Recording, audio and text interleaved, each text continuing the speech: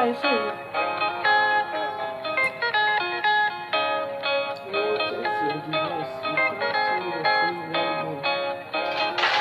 If I lose it all, will you still be there for me?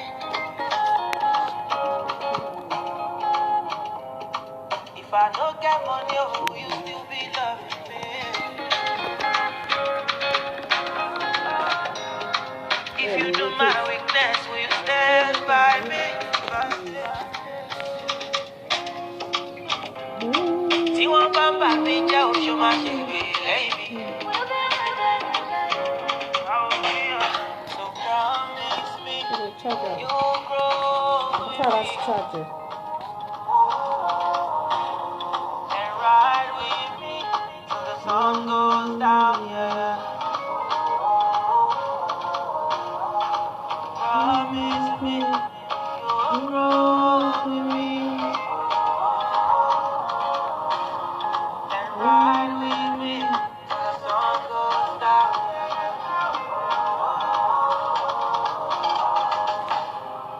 Baby, where you go, I got me on fire.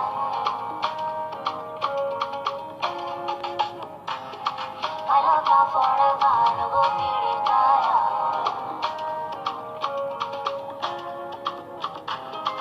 If I call your name, baby, we won't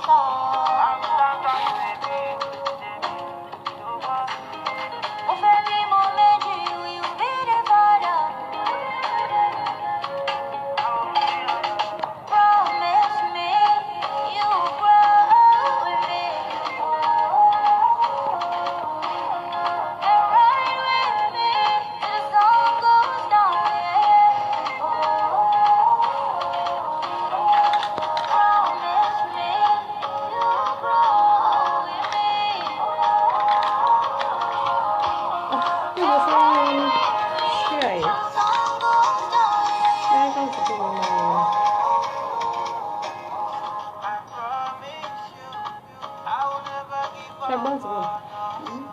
I'm not counting on a little bit. Try not to share. Yes, lekale o. Ṣàlàáfíà lẹ wà o. Apá àtàrà dẹ̀ kú weekend. Báwo ni weekend? Báwo ni Friday lọ́dọ̀ tí Friday làwa wà ń bí o. Ẹlòmíì ṣì wà ní àwọn ìlú kan wà tí wọ́n ti bọ́ sí bẹ́ẹ̀ wọ́n ti bọ́ sí Friday àbí kó jẹ́ àárọ̀ ni wọ́n wà. Ọ̀pọ̀ gbogbo tẹ́ bá ti ń wò wá. Ẹ̀ka alẹ́ làwa máa kí lórílẹ̀-èdè Dubai ń bí. Báwo ni gbogbo ilé ńkọ́ o? Ṣàlàáfíà lẹ wà? Báwo ni iṣẹ́ o? Ọlọ́run á jẹ́ a kó èrè oko délé o. Ẹ dẹ̀ ṣe ẹ kú gbogbo gbà o. Bí ẹ ṣe dá wa dá gbogbo tútà ń pa ń bí. A dúpẹ́ lọ́wọ́ yín o. A dúpẹ́ lọ́wọ́ Ọlọ́run tó ń fún yín lórí ọ̀fẹ́ láti máa wò wá. Ohun tá a mú wá náà ni pé lálálẹ́ Friday gẹ́gẹ́ bí a ṣe máa ń sọ pé bí ta ti ń fi orin ìyìn àti ijó ta ti fi ń dá Ọlọ́run lára yá. Ká wipe away sorrow wa. Gbogbo tá bá tiẹ̀ ń là kọjá ká máa dúpẹ́ lọ́wọ́ Ọlọ́run. One way or the other, everybody ń la oríṣiríṣi nǹkan kọjá láti avoid depression, láti avoid ìrònú, láti avoid ẹlòmíì sí tó bá ronú títí á lọ gbé sniper, á mú kerosene. So bọ̀ bí ta ti ń fi orin tá ti fi ń dá ara wa lára yá kò ní sí rònú, kò ní sí wàhálà. Torí ẹ̀ náà la ṣe sọ yí pé kí everybody alálẹ̀ Friday ká jó, ká yin Ọlọ́run, ká dá gbọ̀jọgbọ̀jọ sí Ọlọ́run lọ́rùn. Wọ́n dẹ̀ mọ̀ pé ẹnu tá fi ń kọ orin yẹn àti ẹsẹ̀ tá fi ń jó Ọlọ́run ò ní gbà lọ́wọ́ wa. So ẹ káàbọ̀ sórí ètò lọ́kùnrin lóbìnrin, ẹ̀yin ọ̀rẹ́, àǹtí, àbúrò, ẹ̀gbọ́n, màmá àti bàbá, ojúlùmọ̀. Ẹ káàbọ̀ sórí ètò lálálẹ́ Friday wa. Thanks for watching. Ẹ bá wa share program wa. Ká dúpẹ́ lọ́wọ́ Ọlọ́run.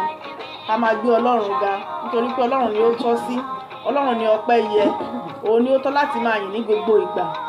Gbogbo tá bá tẹ̀ ń là kọjá ó yẹ ká máa yìn náà ní gbogbo ipò tá a bá wà ká ṣáà máa ṣe kíni ká máa dúpẹ́. So ẹ jẹ́ ká jọ fẹsẹ̀ ijó ká jọ fi múlẹ̀ ká fi yin Ọlọ́run lógo. Thank you gbogbo ẹ̀yin tẹ́ ń bá wa join program wa. A máa yin Ọlọ́run lénìí. Gbogbo oríkì tẹ́ bá mú Ọlọ́run tán ń pè é. Ẹ̀yin náà ẹ sọwọ́ ẹ̀ sí wa ń bí. Ká jọ yin Ọlọ́run lógo. Thank you. Ẹ káalẹ́ ní gbogbo tẹ́ bá ti ń wò wá gẹ́gẹ́ bí wọ́n ṣe sọ wọ́n ní lórí ètò yìí lénìí èrè ètò lálálẹ́ Friday ibi tí a ti máa fi ẹ̀mí ìmoore hàn sí ọba àṣẹ̀dá ọba tó dá wa sí gẹ́gẹ́ bí ṣùgbọ́n tẹ́ bá wo fọ́nrán tá a fi sórí òkè yìí pé nǹkan tá a fẹ́ padà treat lénìí àti treat ẹ̀ lọ́jọ́ Wednesday but due to the bad network so I decide láti padà treat ẹ̀ lénìí ní alálẹ́ Friday torí ẹ̀ la ṣe fi fọ́nrán yẹn síbẹ̀ torí mo mọ̀ fáwọn èèyàn kan sọ pé ṣe bí lálálẹ́ Friday ní ṣe bí ọpẹ́ la máa ń dún lénìí ṣe bá máa ń fẹ̀mí ìmoore hàn ní why treating again a topic reason ni pé ọjọ́ Wednesday tá a ṣe àwọn èèyàn wa ò ráyè láti bá wa dá sétò nítorí nẹ́tíwọ̀kì tí ò ṣe déédéé lọ́jọ́ Wednesday yẹn torí ẹ̀ láàbà ṣe padà wá lálẹ́ yìí láti wá tún treat Olúwakẹ́mi Oyinkanṣọ́lá Káyọ̀dé lórúkọ tèmi lẹ́ẹ̀kan sí ẹ káàbọ̀ sórí ètò.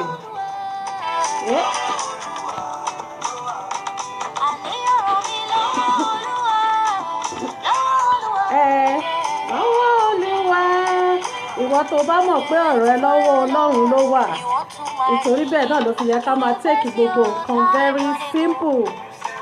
very simple that is why tá a ṣe gbétò yìí kalẹ̀ nítorí pé ọ̀pọ̀lọpọ̀ ó lè wà lórí ìrònú gẹ́gẹ́ bá ṣe sọ lẹ́ẹ̀kan pé ọ̀pọ̀lọpọ̀ wọ́n lè máa ronú àti gbé sniper jẹ àní kó máa dúpẹ́ kó fẹ̀mí ìmoore hàn pé o wà láyé o tiẹ̀ wà láàyè ọ̀pọ̀lọpọ̀ ló fẹ́ wà nípò tó wà yẹn lénìí tí ò láǹfààní àti wà bẹ́ẹ̀. Thank you so much. Thanks for joining this program. Thank you. Good evening wherever you're watching us. We are actually in the evening right now in the United Arab Emirates, Dubai. Thank you so much. Fanada, Tope, Sunday, thank you so much, my brother. Thanks for joining. Kunle Abiono, Daddy, thank you for joining us. Olarewaju Wash, thanks for watching. Jumoke Go, thank you. Thanks for joining us. Thank you. Good evening. How are you? How are you doing? I hope you are good as we are right now. Welcome to this show.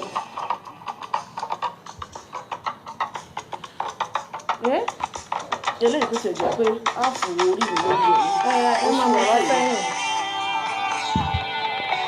tọ́ wọ́n ní òun ò kájọ nítorí kálukú bá ti dá ní òkú ẹ bá wulẹ̀ jẹ́ àfihàn ṣe ra wa léṣe ẹ jẹ́ ká máa yin Ọlọ́run. Thank you Bobby ẹ kalẹ́ ṣàlàfíà lẹ́wà o a kú weekend o. Thank you.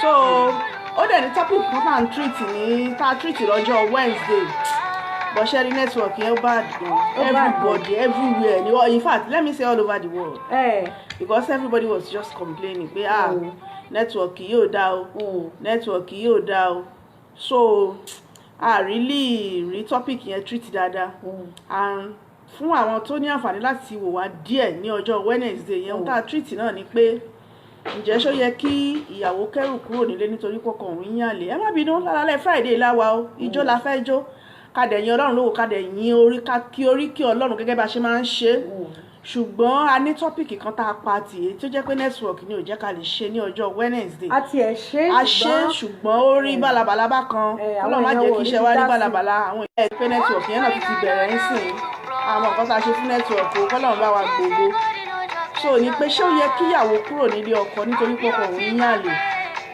ṣó wà advisable kí ni àwọn ìpalára tó wà níbẹ̀ tó ti jẹ́ pé tó bá kúrò ńbẹ̀ ibi tó ń kó lọ báwo ni ibẹ̀ ṣe rí báwo ló ṣe mọ̀ bóyá ibẹ̀ yẹn o nǹkan tó ń bá pàdé nílé ọkọ tó ń fi sílẹ̀ o ọ̀nà ló tún máa bá pàdé padà ìyẹn la ní kẹ́ bá wa gbé yẹ̀wò. Ẹ káàbọ̀ sórí ètò yìí ọ̀gbẹ́ni Akíngbòbóyè Olúwafẹ́mi MC Bobby, thank you so much my dear brother. Thanks for joining. Oluwaseyi, I can see you. Thanks for joining. Good evening. How are you doing? Ẹ bá wa dá sétò, ẹ bá wa dá sí iná ilé ẹ ti máa ka fọ́nrán ta fi sórí òkè yìí nǹkan tá a kọ síbẹ̀ àní ṣó lẹ́tọ̀ọ́ ṣó tó torí kóbìnrin kó ẹrù ẹ̀ kúrò nílé ọkọ ẹ̀ ọkọ tó fẹ́ ní ṣùlọ́kà nítorí pé ó ń yàlè ṣé palára wà ń bẹ̀ ṣó wà advisable fún àwọn ọkùnrin gan náà láti mọ yan àlè ẹ jọ̀ọ́ ẹ jẹ́ ká mọ opinion ẹ bá wa dá sí ẹ dá sétò. and help us to share the program as well.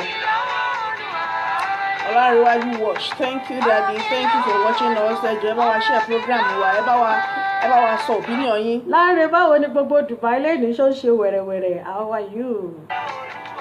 Ẹ bá wa share, jẹ́ ká mọ̀ opinion yín, a máa jó, àwa dẹ̀ ṣe ń jó, a máa sọ Ẹ má wọrí, a sì máa jó, kí gbogbo ẹ máa ṣe wẹ̀rẹ̀wẹ̀rẹ̀ lálẹ́. àdẹ̀kí Ọlọ́run láti nìkó. Bí kò sí Ọlọ́run, trust me, kò sí nǹkan tá a lè ṣe nítorí pé Ọlọ́run ló ní èmi tá à ń mí sínú. Tó bá gbà lọ́wọ́ wa kò sí nǹkan tá a fẹ́ ṣe, so ẹ jẹ́ ká dúpẹ́ lọ́wọ́ rẹ̀. Bàbá yẹn tó dá wa sí, ẹ jẹ́ ká fi ògo àti ìyìn àti ọlá, ẹ jẹ́ ká fi fún bàbá yẹn. Then topic wa tá a treat the last time, ṣó dáa kí ìyàwó fi ilé ọkọ ẹ̀ sílẹ̀ nítorí pọ́kọ ẹ̀ ní àlè? Ẹ bá wa dá sọ̀rọ̀ yẹn, ẹ jọ̀ọ́. Kí ni opinion yín? Ẹ bá wa dá sí. Thank you. Ṣèyí Anífowóṣe. Yes, Ṣèyí Anífowóṣe. Thank you for joining us. That is my sweetheart, my runaway sweetheart actually.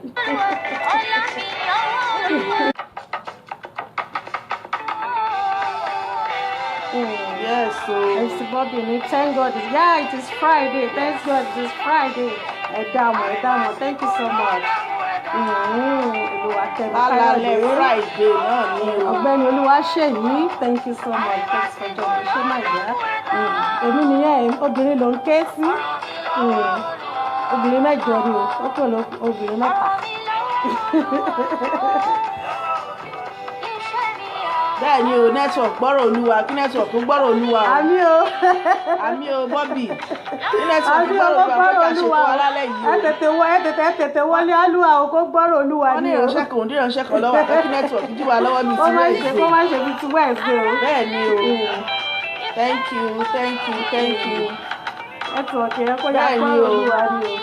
Ṣó dáa kí ìyàwó fi ilé ọkọ ẹ̀ sílẹ̀ nítorí pé ọkọ ń yàlè? Ṣé ó bójú mu? Tó bá tiẹ̀ kúrò nílé ọkọ yẹn níbi tó ń lọ, ṣó mọ nǹkan tó lè ṣẹlẹ̀ ńbẹ̀? Kí ló fún un ní ìdánilójú wípé ọkọ tó fẹ́ lọ bá yẹn kò ní ṣe times 3 ọkọ tó fi sílẹ̀? Ọkọ náà ṣe lè máa yan àlè. Ṣó wà advisable? Kí ló dé tán ọkọ náà ṣe lè máa yan àlè? Tó bá fẹ́ kúrò kó kúrò náà, because kò ní fẹ́ ìṣàmọ̀pá ti sọ náà Wednesday. Tó bá fẹ́ kúrò kó kúrò nítorí pé kò fẹ́ palára fún rẹ̀ ní. Kí ló dé táwọn ọkùnrin náà yan àlè, àwọn olójú kò mú ìjọ? Àlè yíyàn wà nínú ẹ̀jẹ̀ àwọn ọkùnrin, kò sí nǹkan tá a lè ṣe sí i. Bobby, it's not good no matter how. Yes, so no one will ever like to share his or her partner. Bẹ́ẹ̀ ni, but if anyone now caught in the act, he or she should show a sense of remorse and promise not to do it. Then they should continue their life. Never allow any situation to destroy your home. Thank you so Bobby. much. Thank you. Nǹkan tí àwọn náà ń try láti sọ ni pé tí ó bá ti happen pé irú ẹ̀ tẹ̀ wá ṣẹlẹ̀ nínú ìgbéyàwó nítorí pé kò dáa, wọ́n ní kò dáa, wọ́n ní kò ń ṣe nǹkan tó dáa, ṣùgbọ́n tó bá happen pé ó tẹ̀ wá ṣẹlẹ̀ wípé kí irú ọkùnrin bẹ́ẹ̀ kó ṣe kí ni, kó apologize, kó tọrọ ìdáríjì ẹ̀ṣẹ̀ lọ́wọ́ ìyàwó ẹ̀, kó dẹ̀ promise ẹ̀ pé òun ò ní ṣe bẹ́ẹ̀ mọ́, kó ṣe ìlérí pé òun ò ní ṣe bẹ́ẹ̀ mọ́. Tó bá dẹ̀ máa bá lọ, what if tí ò bá lọ change nǹkan? Ṣọkùnrin máa ń ṣerú tí ò bá lọ change nǹkan, ọkùnrin wo ni wọ́n ṣe dáadáa. Ọkùnrin Ibrahim Wasiu Bayo is watching us. Thank you for watching. Thank you. God bless you. Welcome to the show. We say Sunday Olusoji Omojola, thanks for watching us. Lálálẹ́ Friday. All the way from America. Thank you so much. Thank you, sir. We appreciate you. Thank you. Lálálẹ́ Friday náà la wà o. Akunle Abiona, thank you so much. Aden treat me. All the way from America. Aden treat me topic kan lọ́jọ́ Wednesday náà. Ṣó dáa kí obìnrin fi ilé ọkọ ẹ̀ sílẹ̀ nítorí pé ọkọ òun ń yàlè? Ṣùgbọ́n o, èmi ní pé ṣé mọ̀ pé àwọn ọkùnrin cheating ti wà nínú DNA test wọn. Kò sí bọ́n ṣe ní cheat. Ẹ sọ bẹ́ẹ̀ náà lọ́jọ́ Wednesday. So a máa manage wọn, àdúrà la máa gbà. Inú wọn máa dùn báyẹn sì nítorí ti sọ pé wà nú ẹ̀jẹ̀ wọn. Wọ́n ní ṣìnà ti wà nú ẹ̀jẹ̀ yín, wọ́n ní dandan ní kẹ́ ẹ ṣe ṣìnà. Na by force. Àdúrà la máa gbà. Bẹ́ẹ̀ ni a máa gbàdúrà fún wọn. Àníṣó yẹ kóbìnrin ti torí ẹ̀ kó kúrò nílé ọkọ ẹ̀. ó yẹ kó kú, tó bá kúrò náà nìyẹn o, torí wọ́n sọ pé wọ́n máa ń pòwe kan pé obìnrin tó bá ń yàlè ó ṣetán tó fẹ́ pọ̀kọ ẹ̀rù, ọkùnrin tó bá ń yàlè nǹkan ṣé òun náà fẹ́ ṣetán tó fẹ́ pàyàwó ẹ̀ lára ni. orí bíbẹ́ kọ́ lóògùn orí so fífọ́. tíyàwó ẹ̀ bá kúrò ó náà ó fi sásàlà fẹ́mi ara ẹ̀. tíyàwó bá kúrò nílé ọkọ ìyẹn ò ní kó ìyẹn ò dá nǹkan tọkọ yẹn ṣe ìyẹn ò dá dúró ń gbọ́. nítorí pé kí ni tó bá tiẹ̀ kúrò the same thing lọkùnrin they are all the same Ah, ó mà ṣe. gbogbo ọkùnrin pátápátá Àwọn- so tó bá kúrò nílé ọkọ tó wò í pé òun fẹ́ lọ tọ́bò mi wò Eh, definitely the same thing will still repeat itself. ń gbọ́ bùrà Kúnlé Abíọ́nà. So Daddy Babajide, thank you, you are welcome sir. Kọ́lí Happy Bright. Friday.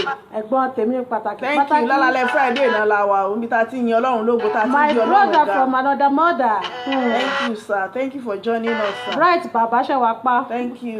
Bẹ́ẹ̀ báwo ni gbogbo Abu Dhabi náà ń kọ́? Ṣé gbogbo ẹ̀ ń ṣe wẹ̀rẹ̀wẹ̀rẹ̀? Thank God it is Friday, lálálẹ́ Friday, ẹ káàbọ̀ sórí ètò yìí. Daddy Babajide Olúmídé, thank you so much, thanks for joining, ẹ káàbọ̀ sórí ètò yìí. Ẹ bá wa dá sí i. Any proof to that? To what, sir? MC Bobby, Femi, any proof to what, sir? I don't understand what you are trying to say. Any proof to pé ó yàlè, àní tó bá tiẹ̀ ká, àní tíyàwó bá tiẹ̀ wá ká ọkọ ẹ̀ pé ó yàlè, àti ẹ̀ ti mọ̀ pé kò dáa lóòótọ́ kò lẹ́tọ̀ọ́, kí ni ìpalára tó wà ń bẹ̀, àti pé ṣé ó yẹ kíyàwó ilé kó ti torí pé ó ká ọkùnrin ẹ̀ mọ́ obìnrin míì, àmì mọ́ àwọn side chicks, you know bẹ́ẹ̀ ṣe máa ń ṣe náà. Ṣé ó yẹ kó ti torí ẹ̀ kó kúrò ní èmi tiẹ̀ ti tẹnumọ́ láti Wednesday mo lóbìnrin bẹ́ẹ̀ tó bá kúrò rẹ̀ ó sàsálà fẹ́mi ara ẹ̀ ní nítorí pé ọkùnrin tó bá ti ń yàlò ṣetán tó fẹ́ pàyàwó ilé ẹ̀ nìyẹn ọkùnrin tí ìyàwó ilé ò tí ò bá ti tẹ́ lọ́rùn àwọn olójú kò mú ò lọ. Kò sí nǹkan tá a fẹ́ ṣe sọ́rọ̀ àwọn ọkùnrin. Thank you bẹ́ẹ̀ ṣe ń like tẹ̀ bá wa share yẹn, thank you very much, thank you ẹ bá tẹ love ẹ bá like ẹ ṣé gan. Ọ̀gbẹ́ni Sunday Olúsọjí, thank you, thanks for Orí watching. fífọ́ orí bíbẹ́ kọ́ ni oògùn orí fífọ́. Tí ìyàwó bá ká ọkọ ẹ̀ yìí kó yàlè àdúrà ni kó múra sí kó máa gbàdúrà tó bẹ̀bẹ̀ sọ́dọ̀ Ọlọ́run kọ́lọ́run yí ọkọ òun lọ́pọ̀ padà yìí ò ní pé kó kúrò lé torí pé tó bá kúrò lé ibo ló mọ̀ tóun lọ ẹni tó fẹ́ lọ bá wọn ní áńgẹ́lì tá a ti mọ̀ lọ́jọ́ tó ti pẹ́ èṣù tá a ti mọ̀ lọ́jọ́ tó ti pẹ́ ó sì dáa ju áńgẹ́lì tá a ṣẹ̀ṣẹ̀ mọ̀ sí i lọ nítorí pé kí ni ibi tí obìnrin yẹn ń lọ kò mọ nǹkan tó máa ṣẹlẹ̀ ń bẹ̀ kò mọ̀ bóyá ìyẹn ló tiẹ̀ máa wá worst ẹni sùúrù báwo lobìnrin ṣe máa kó kúrò nítorí pọ́kọ òun yàlè ṣé àmọ̀ pé àlè yíyàn àbí girlfriend níní inú ẹ̀jẹ̀ àwọn ọkùnrin ló wà kò sọ́kùnrin tó pé kò sọ́kùnrin tó mọ́ àwọn ọkùnrin ẹ̀jẹ̀ kan gbogbo àwọn àfihàn tó gbogbo àwọn ẹ̀yẹ́ pẹ̀ ń parọ́ mọ́ wọn ni ẹ̀jẹ̀ kan dáhùn ẹ̀jẹ̀ ló wà kan ní dáhùn DNA test wọn wọ́n ní wọ́n ti bí yín wọ́n ti di bárakú ó wà ní DNA wọ́n ló ti test wà ní ẹ̀jẹ̀ ẹ bá wa dá sí wọ́n ní ẹjọ́ Ọ̀gbẹ́ni Kúnlé Abíọ́nà that's my good brother wọ́n ní ẹ kú ètò ẹ̀yin olóòtú thank you so much thank you sir thanks for joining we really appreciate thank you thanks for your love all the time always thank you ẹ ṣe gan ni sir àìbá wa dá sétò àníṣó dáa àti pé kí ni ìpalára tó wà ń bẹ̀ kí ni ìpalára tó wà ń bẹ̀ fún ìyàwó ilé tó bá jẹ́ pé ọkọ rẹ̀ ó yan àlè wọ́n ní kí ni ìpalára tó wà ń bẹ̀ àti pé ṣó tó nǹkan tí obìnrin lè ti torí ẹ̀ kó ẹrù tó sọ tó yẹ sọ pé òun ò ṣe mọ́. ṣé tó bá kẹ́rù kúrò nílé ọkọ ni solution ẹ̀yin ọkùnrin bá wa dá sí ṣé tó bá kẹ́rù kúrò nílé ọkọ ẹ̀yin obìnrin tẹ́ ń wò wá náà ẹ̀yin bá wa dá sí ṣé tóbìnrin bá kẹ́rù kúrò nílé ọkọ ni solution gbà tó bá yẹ pé ti bẹ́ẹ̀ tó dẹ̀ ní pé kò change nǹkan tó ní pé kò change. àbí kó múra sí àdúrà àti àwẹ̀ àti ṣòru òun lèèyàn lè fi gba ọkọ tó bá yan àlè níta àwẹ̀ àti ṣòru ló lè fi gba ọkọ ẹ̀ padà. àwọn obìnrin náà lá máa gbàdúrà bí wọ́n ṣe rí ṣe bí wọ́n ṣe máa lọ láyọ̀ tí wọ́n ṣe máa bọ̀ láyọ̀ àti máa gbàdúrà kí wọ́n má yàlè lọ́tọ̀ kí ló dé. rísì táwọn ọkùnrin ṣe fẹ́ wa nìyẹn rísì táwọn ọkùnrin ṣe fẹ́ wa náà nìyẹn o rísì tí wọ́n fi fẹ́ wa nìyẹn àgbẹ̀ ní choice bá ṣe máa manage wọn nìyẹn. pé kẹ́ ẹ máa yàn wá jẹ àfikọ́ lọ́wọ́ má ṣètò obìnrin níyà lọ́wọ́ má pè tiwa níyà ó ga o àní èmi tiẹ̀ ń sọ gẹ́gẹ́ bí mo ṣe sọ lọ́jọ́ Wednesday àti Bùnmi àní ó tẹ̀ yẹ kí wọ́n ṣe lọ́ọ̀yẹn ó yẹ kí wọ́n try láti ṣe lọ́ọ̀yẹn tó yẹ pé what a man can do a woman can also do better kó jẹ́ pé kí obìnrin náà tọkùnrin náà bá ti nà ṣẹ̀ síta kóbìnrin náà ya ṣe kí ni kó náà gbọ́n aṣọ ìpẹ́pẹ́pẹ́ kó náà sọ pé ó yá ń gbòòrò kó náà bẹ̀rẹ̀ sí lọ bá àwọn sugar daddy àbí àwọn fine boys nígboro. Kò lè work. Kò lè work. Kò lè work. àfidàpá ni. Ẹ̀mí o ẹ ṣe Daddy Kúnlé Abíọ́nà, ọkùnrin lè láya mẹ́fà kò burú, ọkùnrin kan ṣoṣo lolúwa níyàn fún obìnrin. I know mo mọ̀ pé inú yín máa dùn nínú àwọn ọkùnrin máa dùn fẹ́ tó talẹ̀ because it is on your own side. Ayé ò tẹ̀ wá ní pé nígbà gbogbo àtẹ̀wá sọ̀rọ̀ aya tó bá fẹ́ kó fẹ́ wọlé, and we are talking about side chicks. Àlè là ń sọ̀rọ̀ ń pẹ̀ àní kó má fẹ́ wọlé, tó bá máa fẹ́ wọlé ó fẹ́ wọlé náà kíkà nìkan pọ̀ yíyẹnu èèyàn kúkú gba kámú pé ó ti gbàyàwó. A ní àwọn àlè. Ní choice àmàmà manage bẹ́ẹ̀ ni Ọlábánjí Akínyọ̀sóyè. Thank you so much. Thank you for watching. Thank you for your love. Daddy Kúnlé Abíọ́nà, wọ́n tún ní not only fasting and prayer. Your character too. Some women place for sex on their husband.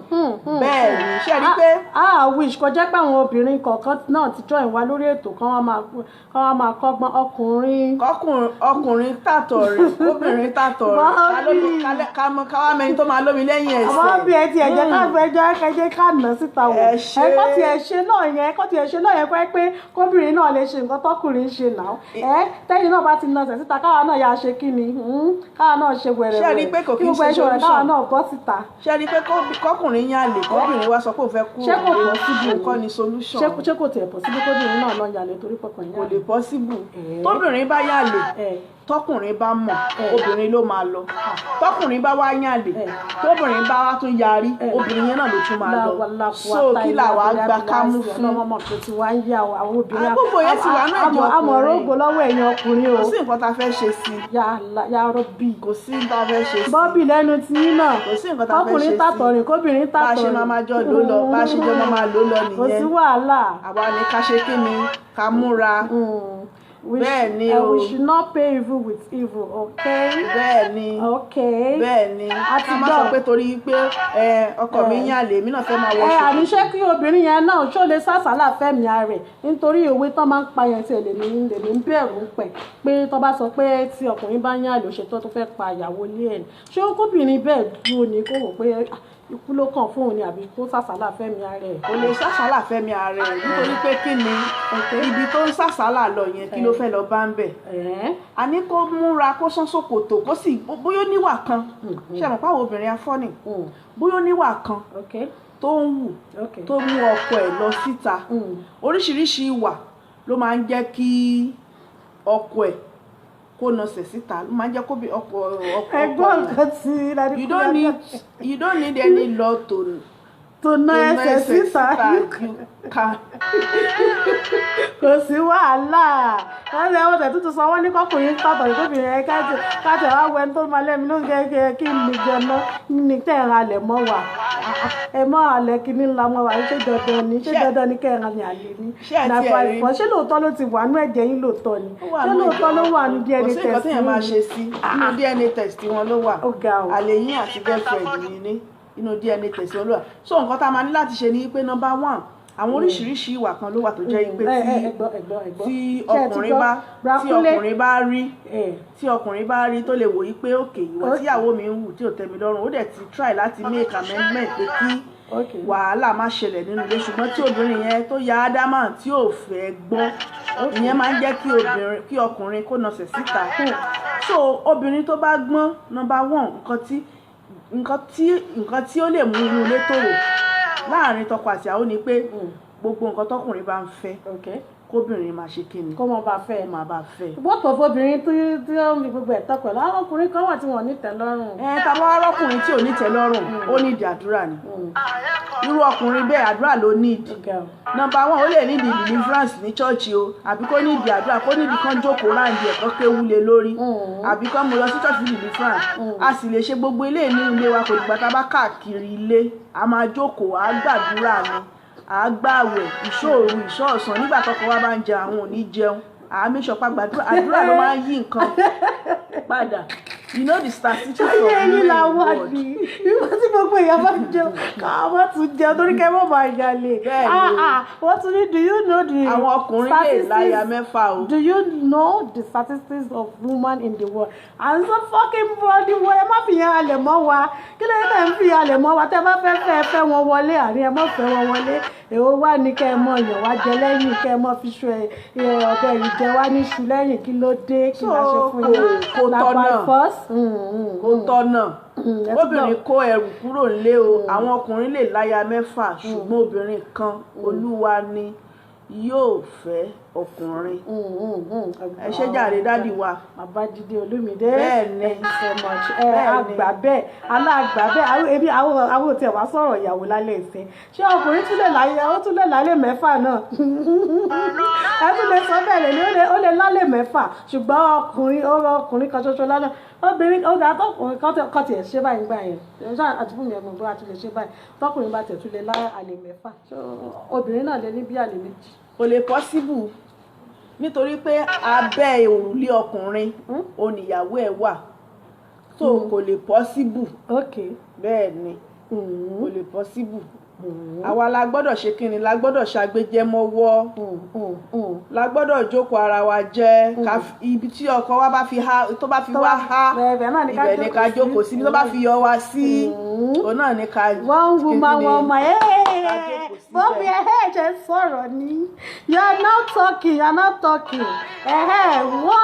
woman one man one woman one man nìkan you are not talking ọ̀gbẹ́ni Akínbọ̀bọ̀ yóò lọ́wọ́ fẹ́mi my MC my Bobby the boy mo ti ẹ̀rí sọ́pọ̀tà látàárọ̀ ewu oníṣẹ́ dandan ní kẹ́yìn alẹ́ ni na by force ẹ̀yẹ fọ̀bẹ̀ ìjẹ́ wá ṣùgbọ́n tó bá tẹ̀lé pé wọ́n bí yín mọ̀ tó ipá fi ṣe ni fún yín ẹ lọ jẹ́ ká gbé lọ sọ́sítì kan lọ bá yín dùn ẹ̀jẹ̀ tí ò ṣe ẹ lọ jẹ́ ká lọ bá yín dùn dànù náà na by force ṣé dandan ní kẹ́yìn alẹ́ ni ajá fún yíyá rẹ bọ́bí lótú tí wọ́n á tún ọ̀rọ̀ bá wá ṣe fún ọ̀rọ̀ apá. but kọkùnrin kó tàtọ̀rìn kóbìnrin tàtọ̀rìn kó máa lómi lẹ́yìn ẹ̀sìn ìyẹn ò ní pé kíyàwó yẹn kúrò nílé nítorí pọkọ̀rin yá lè tó bá lọ fọ́kọ míì àmọ́ nǹkan tó máa bá pàdé níbẹ̀ nǹkan tó máa bá pàdé níbẹ̀ gan ó tún máa ṣe kíni ó tún máa worst ju tòbìnrin tí ibi tó ti kúrò lọ tóbìnrin bá dán wò á dán tán nítorí pé kíni adé orí obìnrin òní ọkùnrin jẹ́ ó wà advisable kóbìnrin sọ pé torí kọkọ òun yàn lè kò fẹ́ kúrò ní marriage níbo ló fẹ́ kọ́mọ sí níbo ló fẹ́ kọ́mọ sí kò síbi tó fẹ́ kọ́mọ sí tó bá kọ́mọ lọ sọ́dọ̀ ọkùnrin míì tó lọ fẹ́ kí lẹ rò pé ó máa ṣẹlẹ̀ ńbẹ̀ ọkùnrin yẹn gan lè wá máa ṣe worse iwájú wa ní ṣe lọ ẹ̀yìn ní ṣe padà sí àdúrà òní ká ṣe ẹni tóbìnrin bá dán wò alẹ́ Friday náà la wà tìyín ló máa ń dùn wọ́n tiwọn ló máa ń dùn wọ́n tóbìnrin bá ṣe lásán wọ́n fẹ́ dákú tiwọn ló máa ń dùn wọ́n mọ̀ táwọn bá ṣe wọ́n máa ṣe I'm sorry àtúgbọ́ ẹ̀ tútù ní ìṣe táwọn bá ṣe máa sọ pé tóbìnrin bá dán wò ibi tọkùnrin bá fi kíní ha bọ́ọ̀bì kò sí wàhálà wá tẹ̀ ti gbà àti pé kí ni ìpalára kí lè wu tó wà nú ẹ̀ ṣó dáa ṣó is it advisable láti jẹ́ kí ọkùnrin máa yan lè see how your mouth dey sweet ẹnu mi ń dùn ni because ṣé àti ẹ̀wà lè rí ọkùnrin kankan tí ó ń yà lè ní àtúbọ̀ àti ẹ̀wà lè rẹ́ nìkan kan àlè rí àlè. ẹ má jà parọ́ sára wa gbogbo ọkùnrin same ni wọ́n yàrá bíi kò sọ́kùnrin tí ó kì í yà lè àwọn kò lè dìbẹ́ǹdì ara wọn gbogbo wọn ṣàn sọpọ́ọ̀tì pé àwọn ọkùnrin ọkùnrin ló ní girlfriend no 99.9 àwọn ọkùnrin ló ní girlfriend. But tó tún ní do you know how many women in the world you want them to get stranded? Ọ̀gbẹ́ni Kúnlé Abíọ́nà àti ẹ̀wà nìkan má fẹ́ wọn. After all gbogbo àwọn obìnrin ọ̀nà ilé ọkọ kan náà ṣáà ni wọ́n tó kù. Àti ẹnìkan má fẹ́ wọn àwọn obìnrin ti pọ̀ jù. Fẹ́ wọn wọlé àníkẹ́ máa fẹ́ wọn wọlé. Bọ̀ká máa sọ pé torí pé ọkọ mi léèyàn kan ta tó fẹ́ mi ò fọ́kọ mọ́ kò lè possible. Torí ara àwọn obìnrin tó pé wọ́n forí ṣe fáwọn ọkọ wọn tó pé wọ́n try best wọn síbẹ̀síbẹ̀ náà ẹ̀yìn ọkùnrin kan ẹ lójú kòkòrò ni ẹdùnú ẹ lójú kò mú òlọ nìyí ṣé dandan ni ẹ lọ du ẹ̀jẹ̀ yẹn dànù wáyé pé dandan ló wá wáyà ó ti wà nínú DNA test yìí ni ẹ lọ jò dànù wọ́n ní correct jàre in as much I don't support separation but woman should use wisdom. Yes, ìyẹn ò ní pé kó kúrò ní ọkọ ẹ̀. Thank you Bobby, thank you. Ìyẹn ò ní pé kó kúrò ní ọkọ ẹ̀. Tó bá kúrò ní ọkọ ẹ̀ kò solve problem yẹn. Kò solve ẹ̀. Savannah. Thank you for watching us. Thank you. Yes, calling Bright. Yes. Bright ẹ dá sí tó. Kò ní right láti ọkọ fẹ́ kúrò nílé ọkọ nítorí kọkọ òun ń yàlè. Mọ tẹ́sán ni. Alálẹ̀ Friday nígbà tí wọ́n ti wà ní ẹ̀jẹ̀ yín dandan ní na by force fún yín láti yàlè. Ọkùnrin máa yàlè kò sí nǹkan tá a fẹ́ ṣe sí. Wọ́n yà sọ pé àfi sùúrù àti bùnmi gẹ́gẹ́ bí ọ̀rọ̀ tí mo ti ẹ̀ ń béèrè lọ lẹ́ẹ̀kan a lè rẹ ọkùnrin kankan tí ó yàlè. Kò sọ́kùnrin tí ò kì í yàlè. Àwọn pásítọ̀ lè mọ̀ àwọn pásítọ̀ lè yàlè. Àwọn àfọ́ ọlọ́run àwọn yẹn style ni style náà fi yan tiwọn ṣe mọ̀ tẹ́ bá ṣé pé àfáà náà tún yàlè. Kí ló dé. Pásítọ̀ yàlè. Kí ló dé. Ó tán nù mí. Kò sọ́kùnrin tí ò kì í ṣe sọ́fà tó bá ti jẹ́ pé ṣe nǹkan. Ọ ló bẹ̀rẹ̀ ọkùnrin gbogbo tá a bá ti pè ní ọkùnrin Ọlọ́run ló dá wọn gbogbo tọ́lọ́run dá mọ́ wọn lè lò tán. Tọkùnrin bá ń yàlè is not woman is àlè. Tí ọkùnrin bá ń yàlè is not woman is àlè. I understand Daddy Kunle Abiona, I understand. Is it not woman is like pé obìnrin náà ni àlè gbogbo ń tẹ̀ ń kọ sí látàárọ̀ ẹ ṣáà ń sọpọ́tì pé kọkùnrin dandan ni kọkùnrin mọ̀ ní àlè kò sí wàhálà ìgbà àsìkò táwọn obìnrin máa yarí ó ń bọ̀ wá ó ń bọ̀ táwọn kan máa yarí pé ó yá. Ọlálẹ́yẹ is waving at us watching us. Thank you sir. Thank you. Lálálẹ́ Friday náà làwọn àbí tá a ti ń fi Ọlọ́run tá a ti ń yin Ọlọ́run tá a ti ń gbórúkọ Ọlọ́run ga tá a ti ń kì í ní orúkọ tó ń jẹ́ nítorí pé lẹ́yìn Ọlọ́run náà tún ni kò sí ohun méjì Ọlọ́run náà. Dádì ẹ dá sétò nǹkan tá a ti ẹ̀ ń sọ lọ ni pé sẹ́ àní ṣó yẹ kí obìnrin tìtorí pé ọkọ ìyá àlè ṣó yẹ kó tìtorí ẹ̀ sọ pé òun ò fẹ́ ọkọ mọ́ pé òun wá kẹ́rù òun kúrò lé fọkùnrin yẹn ṣó tó torí àwọn èmi sọ pé sẹ́ àló tó torí sẹ́ àló yẹ kó sí obìnrin náà yẹ kó sàṣàlà fẹ́mi ara ẹ̀ náà tó bá dúró ayé pé obìnrin ni wọ́n ká tó yàlè sí ẹ̀ má dúró èrò tó máa pè é lórí mọ nǹkan tó máa sọ sí wọ́n á ní ṣe tó fẹ́ pọkọ ẹ̀ ní ó ń ra nù ẹ̀yin náà ń ra nù lẹ́yìn ọkùnrin ó ń ra nù ní ẹtí tó fẹ́ pa obìnrin ni ó yẹ kó obìnrin náà sàṣàlà fẹ́mi ara ẹ̀ náà kó sàṣàlà wọ́n ní ẹ fẹ́ wọn wọlé kàyọ́ body take it ẹ ti ẹ fẹ́ wọn náà ká tiẹ̀ wá wo kókó bẹ́ẹ̀ ni o ẹ fẹ́ wọn Daddy Ayinde thanks for ẹ káàbọ̀ sórí ètò yìí lálẹ́ Friday lẹ́tọ̀ thank you so much ọ̀gbẹ́ni Túndé Akíntóyè thank you so much ọ̀nà àti join all the way from America as well God bless America, God bless Nigeria and God bless UAE of course as well thank you so much dá sétò okay it's not woman ìsàlẹ̀ àti gbọ́ Kúnlé Abíọ́lá àti gbọ́ ọmọ ní jẹ́ wọ́n máa sọ́pọ́tì kan àfi sùúrù lóòótọ́ ló ti wà ní ẹ̀jẹ̀ yín lóòótọ́. Kódà tọkùnrin kan bá tiẹ̀ sọ pé òun ò yàlè mọ́ ní ìsí ó ti yàn rí. Àfi sùúrù lọ́rọ̀ tó bẹ̀ sí ìrora àti ìrìnàjò àkọjá yìí. Tọkùnrin kan bá sọ pé òun ò yàlè mọ́ sí ó ti yàn rí. Ó lè wá ti bóyá ó ti kan dínú iyọ̀ ń bẹ̀ ló wá sá padà wá sí. Ṣé mọ̀ káwọn ọkùnrin tó bá ń ṣe nǹkan tójú wọn bá ti já ara wọn kì í balẹ̀. Sórí ni ẹ fi sórí ilẹ̀. Tọkùnrin bá ń ṣe nǹkan tójú wọn bá ti já. Paradise and dance for ọjọ́ má wọrí ó kù díẹ̀ wọn ní jáwọ́ ṣùgbọ́n tó bá ti ṣe tójú wọn bá ti já wọ́n wá ṣe kíni wọ́n wá wálé wọ́n wá wò pé tí mo ṣe ń ta tí wọ́n á ṣe kíni ó ti tó gẹ́ báyìí so nísìnyí báyìí ẹ má gbàgbé o gbogbo obìnrin tó bá wò wá káàkiri àgbáyé ẹ má jẹ́ ká ní lọ́kàn wípé tí ọkọ wa bá ní àlè o àfẹ́ kọ̀kọ̀ wá sílẹ̀ orí bíbẹ́ kò kì í ṣòro oògùn orí fífọ́ o so ẹ jẹ́ ká ṣe kí ni ẹ jẹ́ ká kún fún àdúrà láti hold ilé wa. though me I don't yan àlè o Ọ̀gbẹ́ni Kúnlé Abíọ́nà I don't yan àlè but I support married men and women to help their ministry okay, no problem. Wọ́n ní pé àwọn sọ́pọ́ọ̀tì kí ọkùnrin kó fẹ́ ìyàwó púpọ̀. Kẹ́mi can testify abẹ́ẹ̀ rí. Me I never knew. Kẹ́mi can testify. Lẹ́gbẹ̀ẹ́ kan ni o. Wọ́n ní lẹ́gbẹ̀ẹ́ kan ni. Wọ́n fi gbogbo taratara. ìgbé tẹ̀ ń dọwọ́rú lálẹ́ kò tiẹ̀ yé mi. Bẹ́ẹ̀ ni. Bẹ́ẹ̀ ṣe ń dọwọ́rú lálẹ́ kò fẹ́ yé mi Bùràkúnlé. Thank you, Daddy. Èmi ò mọ̀ pé fọwọ́ sí kọ́kùnrin wọn yàn lé èmi ò mọ̀. It is not proper for man to cheat on his wife, but it takes the grace of God. Yes. Daddy. Oore ọ̀fẹ́ ni nítorí pé kí Ta ló sọ yẹn? Daddy Àgbẹ̀sànyà. Babájídé. Thank you so much. Oore ọ̀fẹ́ náà ni kí a máa béèrè fún. Nǹkan tẹ́mi ṣàfẹ́ máa gbọ́ nìyẹn kò dáa bí ṣe bí kò dáa kò ṣáà dáa kò dáa kò ń ṣe kọ́ gidi kọ́kùnrin máa Oore ọ̀fẹ́ ni kí gbogbo ọmọ béèrè fún kọ́lọ́run kó fún wa ní oore ọ̀fẹ́ láti pa òfin àti ìlànà Ọlọ́run ọ̀dà mọ́. àǹtí Bùnmi ẹ̀jẹ̀ tún béèrè lọ́wọ́ yìí ṣèpalára wà ń bẹ ṣèpalára wà ń bẹ fún àwọn gangan ni fún àwọn ọkùnrin gangan yàtọ̀ síyàwó ilé ṣèpalára wà ń bẹ. Number one. Ìpalára wà ẹ káàbọ̀ sórí ètò Ọ̀gbẹ́ni Wálé Ọ̀dọ̀fin. Thank you so much. That is my brother from another mother. Báwo ni gbogbo ṣàjà ń kọ́ àwọn tèmi lórílẹ̀‐èdè United Arab Emirates? ẹ ṣe. Ọ̀nà oríṣiríṣi tọkùnrin bá yànlè ìsáídà number one kókó nǹkan wálé fún ìyàwó ẹ̀. Number two, hello sir. ọkùnrin míì wà tó jẹ́ pé ọ̀tọ̀ ní nǹkan tí obìnrin tó bá lọ sọ́dọ̀ obìnrin ọ̀tọ̀ ní nǹkan tó máa bá bọ̀.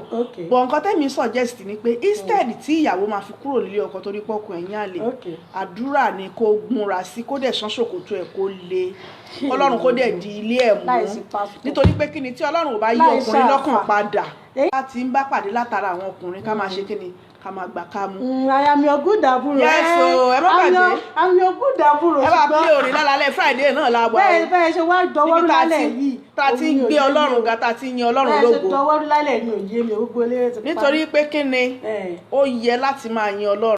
Wọ́n yàlè for fun. Yes.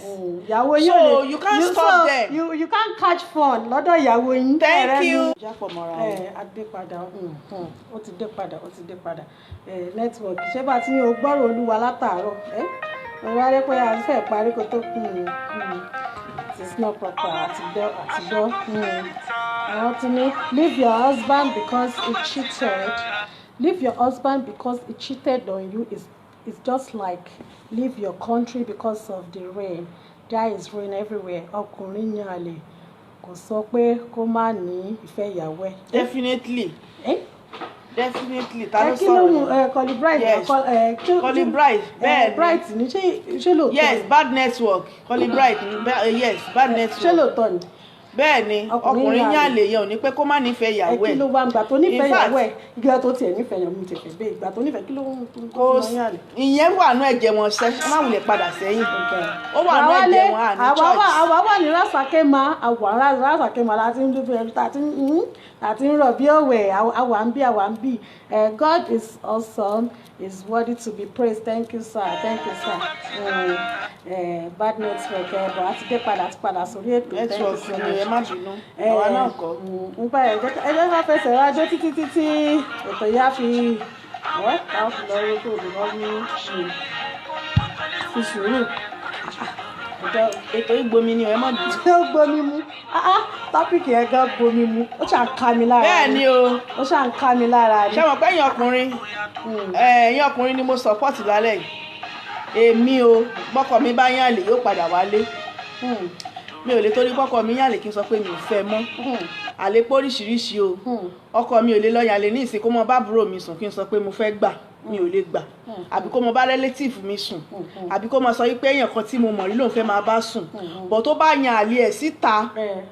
Rárá sà ẹ máa pè lẹ́yìn ètò sàdádì. Ẹ máa pè àti a máa fàyè yẹn sílẹ̀ tó bá yá àti ìfàyè pípè wọlé lórí ètò. Àti ìfàyè pípè wọlé sí sà. Thank you sir. You can drop your comments. Thank you. Rawale Ọ̀dọ̀fin. Ọkùnrin tó bá yànlè àdúrà la máa fi pè padà wá sílé. Àti Bọ́lá mi. Thank you. Thanks for ẹ káàbọ̀ sórí ètò. Ó pẹ́ yín lálẹ́ yìí o. àti bọ́lá ẹ dá sétò a lè fi lé wa lẹ̀ àtiṣe dandan nìkan yàlè ká sọ ní wípé torí pọ́kọ wa yàn lè a fẹ́ fi lé ọkọ wa Ká tó lọ sílẹ̀ fẹsẹ̀ nítorí pé rájọ́. kí ni ibi tá à ń lọ àmọ́ ohun tó ń ṣẹlẹ̀ níbẹ̀ ọkùnrin dẹ̀ ní same wọ́n jọ dọ́gba bí ìrẹsì ni ọkùnrin dọ́gba bí ìrẹsì ni báyìí ni wọ́n ṣe rí so kò sí nǹkan tí ó ṣe kí ni tá a lè ṣe sí i mi ò encourage àwọn ọkùnrin pé thank you kán mọ̀ sir yàn lé thank you sir it seems But kò you are sí nǹkan encouraging tí- thank you sir kò sí nǹkan tá a fẹ́ ṣe sí our program thank ẹ you ṣé sir. gan. ẹ tẹ̀ wá mọ nǹkan tó tẹ̀ wá ṣẹlẹ̀ báyìí láti fi kí nǹkan tẹ̀ ń sọ lẹ́yìn àǹtí Bùnmi lóòótọ́ àti gbọ́ pé wọ́n ní dandan ni kẹ́ ẹ mọ ìyàlẹ̀ yín ọkùnrin wọ́n ní dandan ni kí àwọn ọkùnrin yàlẹ̀ wọ́n ló ti wà nú ẹ̀jẹ̀ wọn so lẹ́nu láti àárọ̀ gẹ́gẹ́ bí advice kan tàbí ìkejì tí gbogbo àwọn èèyàn wa ti fi ń ránṣẹ́ wọ́n ní pé kò tó torí kọkùnrin kóbìnrin kó kúrò nílé ọkọ ẹ̀ torí pé ọkàn ẹ̀ yan àlè Tó wà advisable. wọ́n ní pé ká gbàdúrà pé Àdúrà ni. wọ́n dẹ̀ máa tá a bá gbàdúrà wọ́n dẹ̀ máa change ṣé àdẹ̀mọ̀ kọ́ lọ́run máa ń gbádùn mo obìnrin kàn jọ ọkùnrin lọ mo fẹ́ béèrè ni wọ́n dẹ̀ máa change wọ́n kàn jókòó lọ́jọ́ kan náà ni pé díẹ̀díẹ̀ náà máa mú kúrò lára Okay, kò lè okay. kò possible kan kúrò kò because ọjọ́ kan náà bẹ̀rẹ̀ don't give certificate ọjọ́ kan ni wọ́n bẹ̀rẹ̀ kò possible kan kúrò ó máa kúrò nínú ok wọ́n ní nínú dandan díẹ̀ kọ́ ni. o Calibright ṣé ẹ̀yin ò la ẹ̀gbọ́n àwọn ẹ̀yin àwọn ò lálẹ́ lọ mo jẹ́ ìlú ò lálẹ́ Bright ò ní alẹ́ Yes, so men are polygamous in nature. Yes. Any man that doesn't ìrọ̀ ẹ̀ka láti ṣẹ̀ṣẹ̀ bẹ̀rẹ̀ ni wọ́n ní yes it doesn't mean he doesn't he doesn't love his wife wife. men are And polygamous in bẹ́ẹ̀ ni. nature and men that doesn't tombele it is just sorry o it is just how privileged man has 1 million ugly than woman. Bẹ́ẹ̀ ni. ẹ̀rẹ́ nu wọn. Orí ọ̀fẹ́ ó ní ká máa ṣe kí ni ká máa béèrè fún. ìyá polygamous in nature kò sí wàhálà Bẹ́ẹ̀ ni. kò Kò sí nǹkan tá a fẹ́ ṣe sí wọn. alẹ́ àwọn obìnrin gan máa tó yarí táwa gan máa po tá máa Kò sí- polygamism kò sí nǹkan tá a fẹ́ ṣe sáwọn ọkùnrin. àdúrà o Àmọ́ ẹ má wọrí ẹ̀yin ọkùnrin a máa manage yín bẹ́ẹ̀. ilé ológo Ẹ gbọ́ a máa manage yín bẹ́ẹ̀. Àwa fẹ́ jó o a fẹ́ jó ká yin Ọlọ́run lógo ká yin bàbá yẹn ká gbé ga. Ọba àwọn ọba ni olúwa àwọn olúwa ni Kábíyèsí. ọba tó pọ̀ nípa àtagbára ni kábíyèsí ó ní ọba lánàá ọba lónìí ọba títí ayé àìnípẹ̀kun ọba tó jẹ́ pé tó bá sọ yí pé ká mú ẹ̀mí wa wá kò sí nǹkan tá a fẹ́ ṣe fún ṣùgbọ́n nítorí pé ó fi ìfẹ́ àti àánú àti oore ọ̀fẹ́ tó fi dá wa sí ẹ ṣe já gbé bàbá yẹn ga ǹjẹ́ yìí tiẹ̀ ń yin Ọlọ́run lọ́dọ̀ tí yín ǹjẹ́ yìí tiẹ̀ ń gbé Ọlọ́run ga ní gbogbo daily activities yín ǹjẹ́ ẹ̀ ń sọ pé Ọlọ́run ò ṣe tẹ́ ẹ bá jí làárọ̀ kùtùkùtù ǹjẹ́ ẹ̀ ń sọ pé Ọlọ́run ò ṣe tẹ́ ẹ bá fẹ́ sùn ǹjẹ́ ẹ̀ tiẹ̀ ń sọ pé Ọlọ́run ò ṣe tẹ́ ẹ bá ń jẹun tẹ́ ẹ jẹun tẹ́ ẹ yó tán ṣé ẹ̀ ń sọ pé Ọlọ́run ò ṣe ẹ jẹ́ ká máa yin Ọlọ́run lógo nítorí pé òun ni ọba tí ọpẹ́ tọ́ sí òun ni ọba tí ìyìn yẹ òun ni ọba tí gbogbo ọpẹ́ àti ògo àti ọlá àti ìyìn òun ni ọba tí ó tọ́ sí ẹ jẹ́ ká máa yìn lógo ẹ jẹ́ ká máa gbéga nítorí pé kí ni láìsí Ọlọ́run kò sí ohun tá a lè ṣe bẹ́ẹ̀ ni bẹ́ẹ̀ ni bẹ́ẹ̀ ni ẹ jẹ́ ká máa yìn òun lọ́ba títí ayé àìnípẹ̀kun nígbà tí gbogbo nǹkan bá kú tán Ọlọ́run nìkan ni ó kù nítorí pé Ọlọ́run ò kì í ṣe kí ni Ọlọ́run ò kì í kú so ẹ jẹ́ ká máa gbéga. Thank you so much Brother Kunle, thank you so much. Kí ló tẹ We pàdé love mi? you too. We love you too. Ẹ̀dìdẹ́ ká ẹjọ́ ni. Wọ́n ní ẹ̀rìn ìdìbò. Ẹni tí bọ́ọ̀mì wọ́n ti ń dúró, wọ́n ń dúró de táìmù yẹn ni pé àbí kí gbogbo ẹ̀ ṣe wẹ̀rẹ̀wẹ̀rẹ̀. Ẹ máa yin Ọlọ́run bí tẹ́ ti bóyá ẹ̀ ń drive ni ẹ máa yin Ọlọ́run bóyá ọ́fíìsì yín lẹ wà ní ọ̀yá ọ̀pọ̀ ló ti kú o. Ọ̀pọ̀ ló ti kú, ọ̀pọ̀ ló ti lọ. Àdúpẹ́. Kí ló ní kí n fẹ́ gbé? Ọ̀pẹ pọ̀ sí ẹ̀ ni.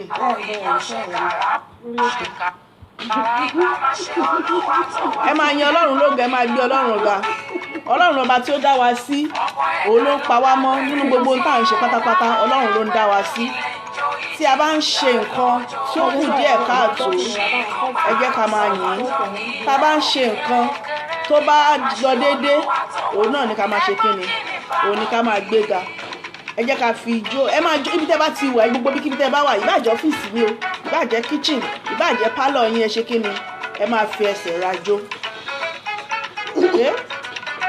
èmi ń jó Ẹlòmíì ní wọn o wà lórí obìnrin. Á fẹsẹ̀ rájọ́ kiri kan ní.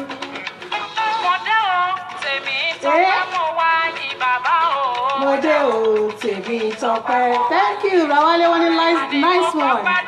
Thank you so much. Daddy Kúnlé Abíọ́nà we love you too. Mo ń sùn mo ń jí o bàbá ò ṣe. Bàbá ò ṣe. Ọpẹ́ ló yẹ Jésù. Bàbá ò ṣe. Bàbá ò ṣe.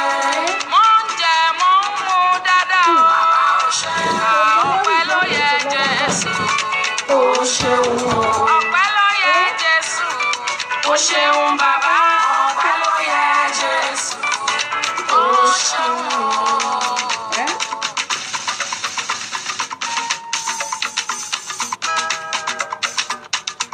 Yes o, lálẹ́ Friday náà la wà. Láìpẹ́ ti gbé wọlé. Ọpẹ́ ló yẹ Jésù. Ó ṣeun bàbá. Ọpẹ́ ló yẹ Jésù. Ìyìn yẹ ọ́ kiri ṣeun. Àbíbọ̀lá Ọlọ́ọ̀tán, welcome to the show. Olóore ọ̀fẹ́. Ọpẹ́ ló yẹ Jésù. Ọpẹ́ yọ Ọlọ́run ṣọlá. Ó tún lé mi ṣe o. Bàbá ò ṣe. Ó bá bòbó mi o. Ìwọ lolùṣọ́ mi. Ó gbé mi sókè. Mo ga jù ọ̀tá mi lọ. Ìjọ ló yẹ Jésù. Ó ṣeun o. Ìjọ yẹ Jésù. Ó ṣeun bàbá. Ìjọ yẹ Jésù. Ó ṣeun o. Kí ló yẹ mí o? Bí o ṣe jó. Ìjọ yẹ Jésù. Ìjọ ló yẹ mí o. Ọpẹ́ ńlá ni mo mú wá.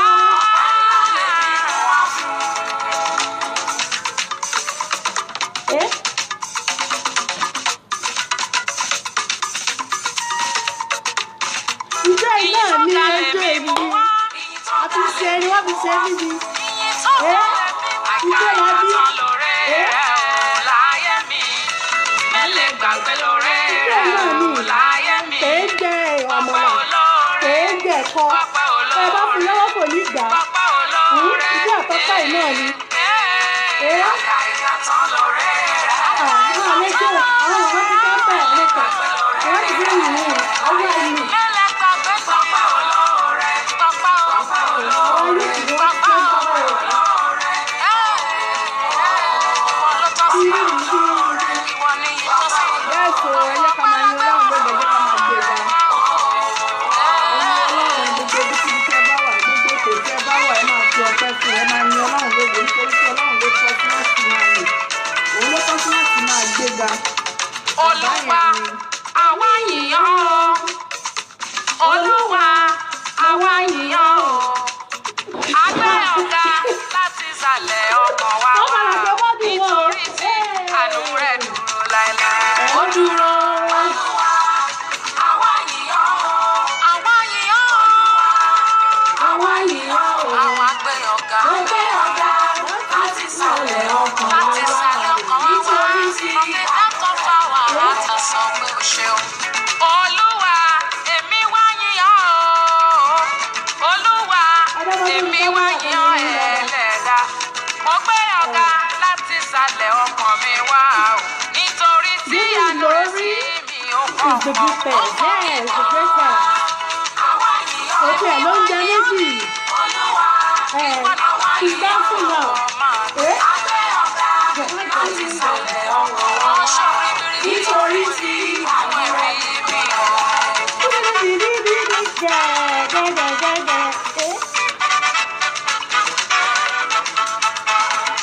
Olóore ọ̀fẹ́ àgùnlá, aláàánú tó pọ̀ kíyanrin, ẹlẹ́bùrú ìkẹ́ ọba rere, mo fàyè mi yìn ọ́ o.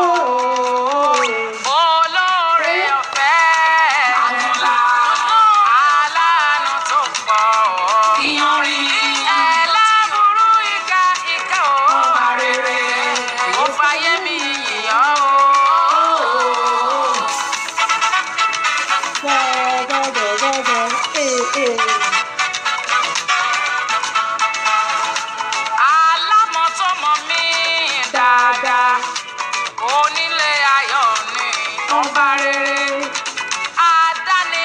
gbàgbé mo gbéga mo fàyè mi yìn ọ́ o. ẹ jẹ́ ká máa fìyẹn dágbére lórí ètò tèmi. Thank you so much. Thank you all, everybody that joined us on this program. Thank you for your love. Ẹ ṣé ẹkú ìfẹ́ tẹ́ ẹ ní sí wa ní gbogbo ìgbà àti pé ẹ ṣé ọmọ olóore torí àti ẹ̀rọ àwọn èèyàn tá a jọ bẹ̀rẹ̀ padà jọ parí ẹ̀ lọ́wọ́ àtàlàfíà. Thank you so much. Thank you so much. Má yà lájẹsẹ́ o, jẹ́ ká máa yan Ọlọ́run nígbà gbogbo. Àwọn ọmọ tó ń bá bí ẹ̀ bóyá. Gẹ́gẹ́.